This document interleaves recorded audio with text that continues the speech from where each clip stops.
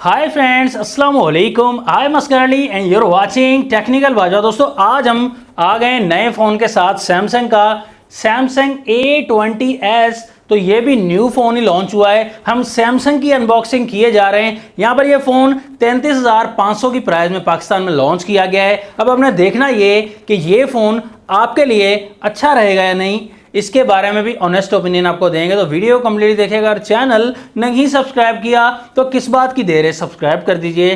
Bell icon को लाजमी click करें ताकि लेटेस्ट वीडियोस की नोटिफिकेशंस जल्दी से मिलती रहेंगी। सो न्यू फोन के साथ करते हैं स्टार्ट।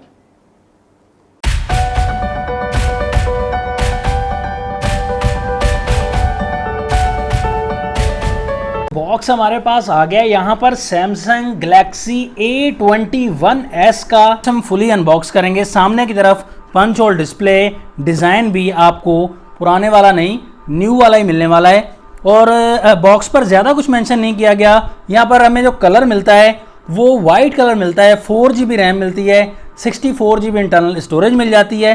प्राइस इस फ़ोन की हमें मिलती है 33,500, 33,500 की प्राइस में पाकिस्तान की मार्केट में ये लॉन्च किया गया है। बॉक्स को हम ओपन करते हैं जल्दी से। जैसे ही रैपर रिमूव किया बॉक्स का तो वारंटी कार्ड आप देख सकते हैं। 1 ईयर का वारंटी कार्ड है। फ़ोन ख़राब हो जाए तो रिपेयर हो सकता है आपका फ्री में। बॉक्स को जैसे ओपन किया, यहाँ पर जो छोटा सा फोल्डर है, इस छोटे से फोल्डर में आपको सॉफ्ट टीपीयू केस तो नहीं मिलने वाला, ये ख़त्म कर दिया है सैमसंग ने।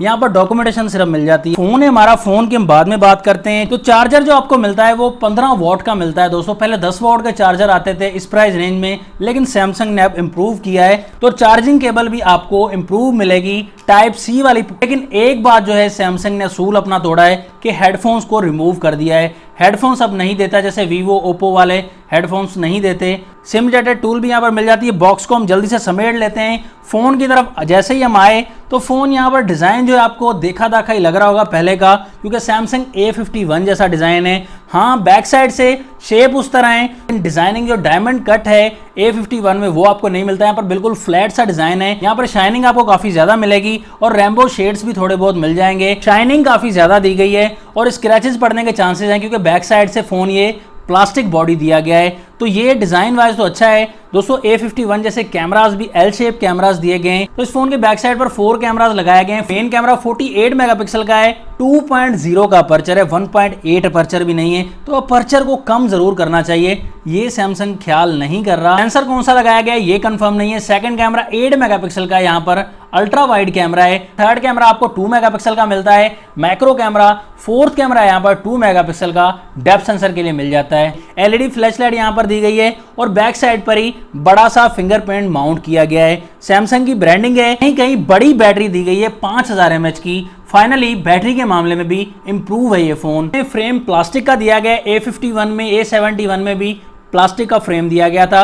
राइट साइड पर पावर लॉक अनलॉक बटन मिलेगा। राइट साइड पर ही वॉल्यूम की रॉकर्स मिल जाते हैं। अप साइड पर सेकेंडरी माइक दिया गया है नॉइज कैंसिलेशन के लिए। और लेफ्ट साइड पर सिम ट्रे दी गई है 3 स्लॉट वाली। एक ही वक्त में ड्यूअल सिम प्लस में SD कार्ड एक ही वक्त में यूज कर सकते हैं। डाउन साइड पर 3.5 mm का प्यारा सा जैक है, चार्जिंग पोर्ट टाइप C वाली और प्राइमरी माइक दिया गया है। साथ में स्पीकर ग्रिल भी दी गई है। तो फोन को जैसे ही हमने फ्रंट साइड पर घुमाया तो यहाँ पर डिस्प्ले आपको पंच होल वाला मिलने वाला है। जी हाँ दोस्तों, रवाज आ गया है। काफ़ी फ़ोन जो इस प्राइस रेंज में या 20,000 की प्राइस में भी हैं, पंच होल डिस्प्ले उनमें दिया गया है। तो यहाँ पर सैमसंग भी अब पंच होल डिस्प्ले लेकर आया है। पंच होल में फुल व्यू का एक्सपीरियंस आपको मिल जाता है। तो इस पंच होल में आपको जो कैमरा मिलता है वो 13 मेगापिक्सल की सेल्फी मिल जाती है। तो 33,500 की प्राइस में 16 मेगापिक्सल, 32 मेगापिक्सल की भी सेल्फी है। तो यहाँ पर कुछ ज़्यादा इंप्रूव नहीं है। डिस्प्ले आपको यहाँ पर IPS LCD भी नहीं मिलती, TFT डिस्प्ले मिल जाता है दोस्तों। ये सैमसंग ने बहुत ही वीक पॉइंट दिया है दोस्तों। ये कोई ज़्यादा यूट्यूबर आपको नहीं बताने वाले, हम आपको ऑनेस्ट बताएंगे। TFT डिस्प्ले जो है वो ज़्यादा वाइड डिस्प्ले होता है दोस्तों, IPS डिस्प्ले से बिल्कुल कम होता है, जो कि IPS काफ़ी फ़ोन्स में आते हैं। तो इसमें सैमसंग ने थोड़ा सा ये आपको धोखा दिया है। तो 6.5 इंचज़ का डिस्प्ले दिया गया है और यहाँ पर HD प्लस डिस्प्ले दिया गया है। फुल HD प्लस भी नहीं किया गया, ये भी वीक पॉइंट है इस फोन में। 270 ppi डेंसिटी मिलती है, 82.8% स्क्रीन टू बॉडी रेशो दिया गया है और यहाँ पर प्रोटेक्शन को मेंशन नहीं किया गया, पता नहीं कौन सी प्रोटेक्शन है। कलर्स आप देख सकते हैं ज्यादा ब्राइट तो नहीं है दोस्तों, थोड़ी सी व्हाइटनेस जरूर मिलेगी डिस्प्ले में क्योंकि TFT डिस्प्ले ऑप्टिमाइज ऐसा किया गया है कि आपको महसूस नहीं होगा कि ये TFT डिस्प्ले ये IPS की तरह ही आपको लगने वाला है। फोन में प्रोसेसर आपको न्यू मिलता है Exynos 850 का 8 नैनोमीटर पर बेस्ड है दोस्तों। 8 नैनोमीटर को देखकर आप घबराइएगा मत कि बहुत अच्छा प्रोसेसर है, यहाँ पर कोर्स आपको पुराने वाली मिलने वाली है। तो यहाँ पर PUBG वगैरह भी हम प्ले करेंगे, देखेंगे कैसी प्ले होती है, उम्मीद है कि इसमें चल जाएगी। फोन हमें सॉफ्टवेयर Android 10 के साथ मिलता है और ऑपरेटिंग सिस्टम भी सैमसंग का अपना है जो कि काफ़ी हैवी है, One UI 2.1 के साथ जो कि लेटेस्ट ऑपरेटिंग सिस्टम है। यहाँ आपको गेस्चर्स भी काफ़ी ज़्यादा मिल जाएंगे। यहाँ पर स्क्रीन रिकॉर्डिंग का ऑप्शन नहीं दिया गया, बाकी ब्लू फिल्टर वगैरह या और बहुत से ऑप्शंस ऐड किए गए हैं, बहुत सारे ऑप्शंस हैं यहाँ पर आप देख सकते हैं क्लियरली। इस फोन का फिंगरप्रिंट टेस्ट करते हैं, बैक साइड पर है तो फिंगरप्रिंट के मामले में थोड़ा सा इंप्रूव है दोस्तों। पहले जो फोन्स आते थे काफ़ी स्लो थे, लेकिन उनसे ये बेहतर रिस्पॉन्स कर रहा है। फेस आईडी का वर्क भी देख सकते हैं, फेस आईडी के मामले में भी अच्छा दिया गया है, फास्ट है दोस्तों, इतना ज़्यादा भी नहीं लेकिन ठीक दिया गया है।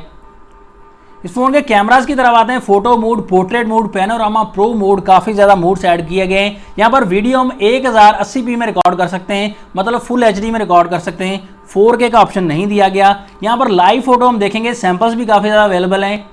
तो लाइव फोटो के मामले में 48 मेगापिक्सल के हिसाब से इतना ज़्यादा इंप्रूव नहीं है दोस्तों। तो यहाँ पर देख सकते हैं आप सैंपल्स में भी और खुद ही अंदाज़ा लगा सकते हैं। फ्रंट एंड बैक कैमरा से हमने सैंपल्स लिए हैं। तो बैक कैमरास की बात करें तो यहाँ पर रिजल्ट आपको लो लाइट में भी और डे लाइट में भी हमने फोटोज लिए हैं। तो पोर्ट्रेट मूड में थोड़ा सा मुझे मसला लगा, सिंपल मूड में तो ठीक ही था, ज़्यादा कलर कैप्चरिंग नहीं है अच्छी, लेकिन उस हिसाब से रिजल्ट बस नॉर्मल ही लगा दोस्तों। 33,500 की प्राइस है, सेंसर कोई ऐसा लगा दिया गया लगता है रिजल्ट को इतना ज़्यादा क्लैरिटी नहीं प्रोवाइड करता है इसका बैक कैमरा। तो फ्रंट कैमरा के मामले में 13 मेगापिक्सल इतना ज़्यादा बेहतर रिजल्ट नहीं प्रोवाइड करता, गुजारे के लिए 13 मेगापिक्सल ठीक ही दिया गया है। बाकी आप बता दें फ्रंट एंड बैक कैमराज के सैंपल्स आपको कैसे लगे और इस प्राइस रेंज में इसका फ्रंट एंड बैक कैमरा कैसा है आपके लिए। फाइनल रिकमेंडेशन देना चाहूँगा, एक तो इस प्राइस रेंज में 4GB 128GB कम से कम करनी चाहिए थी। उसके अलावा प्रोसेसर यहाँ पर कोई अच्छे वाला लगाना चाहिए था, कोर्स भी अच्छी होनी चाहिए थी जो कि इस प्राइस रेंज में